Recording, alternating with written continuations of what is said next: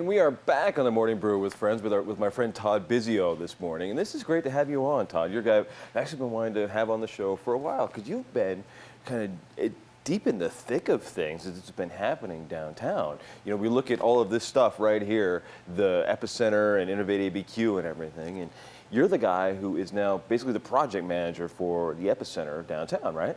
Right, yeah, I'm really excited about the movement in our city.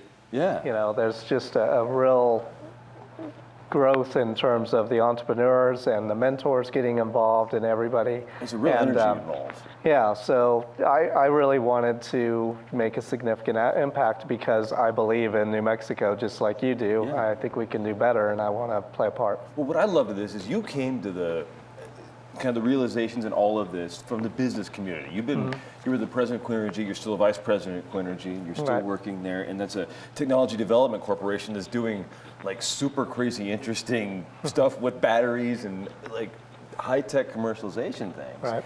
And then you kind of fell into from being president there, you fell into the entrepreneurial world, I guess. Yeah, somewhat. I saw the movement that the mayor is trying to get going with the really 5 or 4 main principles from startup communities by Brad Feld and the work that Gary Opedal's doing to communicate that, which is led by entrepreneurs. So you need somebody who is an entrepreneur who stays out independently to help express that. Give before you get, include everybody, and constant schedule of events. And that just felt like my passion rolled up into one. How did you come to that? Like, was that something that you didn't realize was your passion until that happened? Or was that your passion and then you were like, finally other people are getting it? I think it was kind of a finally other people are getting it. I knew Gary from before. So when he took over as the director of economic development and the mayor said, we want to focus on making Albuquerque the most entrepreneurial community in the United States, that was an opportunity to tell Gary and the mayor that I'd like to get involved and help out. That's cool, because you've been working with the guys at ABQ, the Business Accelerator program downtown that's partially funded by the city and partially private. Right. And then what are you doing at Epicenter? And tell us a little bit about what Epicenter actually is. Because it is this building that's like right there. Right, that's it right there, right? That's it, yep. Yeah. And what are you doing at that building? It's pretty cool.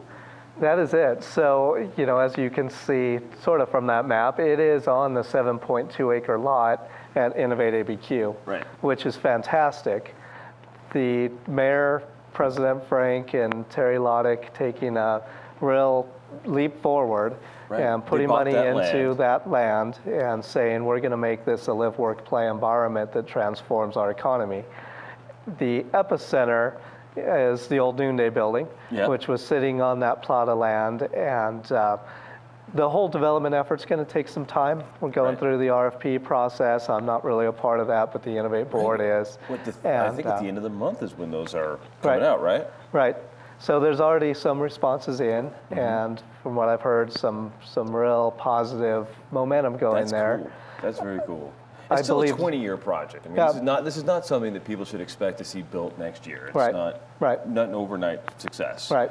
But you have to take baby steps to get there, right? Exactly. And the Epicenter, which is a great example of that, right? Right. And the Epicenter is repurposing a building that was just going to be torn down. But Gary was like, nope, we see this thing. There's a lot of possibilities in this building. We know that we can do a lot with it.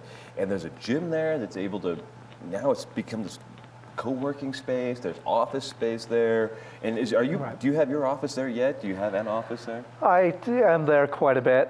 I'm at about 4 places right now, but I'm in a state of transition. But yes, we are not trying to take away and create office space for folks who want to sit and work somewhat like you might want to do at Fat Pipe, nor are we trying to incubate companies like you would do at West or at RGCDC. We're really trying to be additive to the overall ecosystem by creating something new and unique. Bringing in entrepreneurs for office hours, helping people out, that kind of stuff, right? And then you also found a Leader Match, which I think is just so much fun. Tell us a little bit about Leader Match ABQ. So Leader Match, again, fits that mentality that we believe that if we all get involved, we're collaborative, cohesive, and connected, that we can do great things in our economy by adding more understanding about this constantly changing state of reality.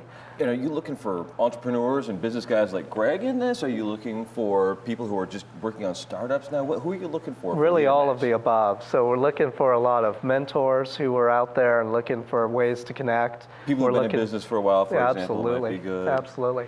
We're looking for folks who want to help out or want help, that may be stuck on something, and we can provide that sort of help. Connection points, access to those resources that are already out in the community, and people just don't know what they don't know. I think is there a bit of a disconnect too. There's like a chicken and egg problem, I think, with a lot of entrepreneurs, is that those that are in the business community already realize there is this stuff available, but you kind of have to start a business and kind of struggle at it for a while to realize this stuff is there. Right. So how do you go about finding the people that are starting their businesses and telling them on the outset that this stuff is available, these services are here, people like you are out there wanting to help? How do you reach them before they start? Is it just outreach like this, or? It is in various ways. I mean, it started with the Albuquerque Business First, revitalizing our economy, where we brought in about 450 people right off the bat. Right. So that was a great jump start to the initiative. And that was Andy Lim, who we were talking about earlier. Right. He was one of the guys on the panel with that. Right. His company just raised $15 Exactly. million to grow. Exactly. Yeah. But then a lot of times it's one-on-one connections, and it's getting on and taking opportunities to communicate it to a broader audience through media. Cool. So really all the above. Very cool. So what's the next step now that the RFPs are basically going to be done, and that's basically the contracting process that the University of New Mexico has to go through in order to just get this thing going? You have to decide on a developer, they have to decide on a plan, but we have other things we have to do also once that is out there, right? Right. What are the next steps on your front and on the Epicenter front?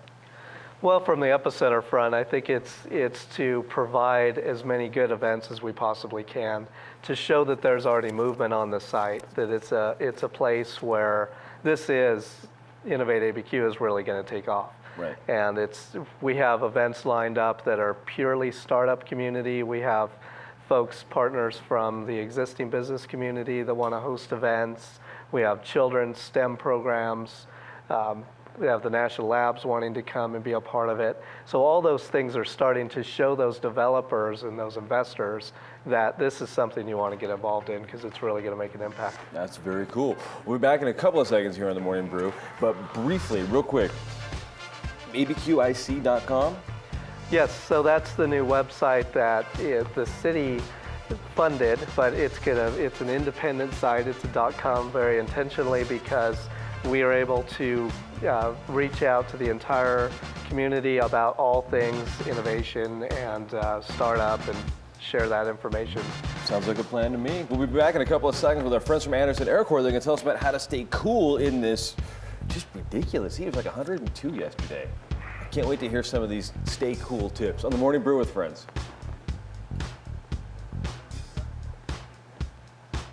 All right. All right. Coming up there.